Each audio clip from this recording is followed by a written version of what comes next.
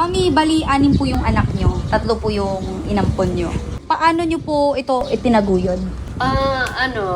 Una sa tulong ng Diyos, kahit hindi nanggaling sila sa katawan ko, mahal ko sila. Yun nga, kailangan, pag mahal mo isang tao, ibibigay mo yung dapat, hindi lang sa mga anak ko. Katulad ng mga batang naulila, tutulungan mo.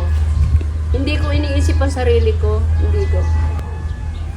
Mahal na mahal ko yung kahit hindi ko mga anak, kahit matipid ko yung sarili ko, basta matulong ko sila.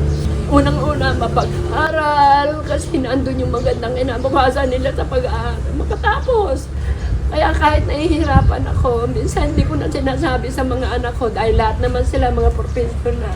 Hanggat may tutulong ako, tutulong ako. Kasi yun ang pananaw ko sa buhay ko.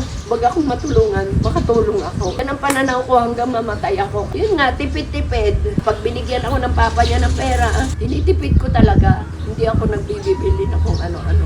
Tinutulungan ako ng mga anak ko. Tinatago ko. Kaya binibigay ko naman doon sa dapat kong matulungan. Kahit hindi ko anak, kahit hindi ko kadugo. Basta humingi ng tulong, tutulungan ko kasi yan ang puso ko, yan ang hindi ako namimili ng tutulungan. Basta may lumapit kahit konti, awa ng Diyos na bibigyan ko naman.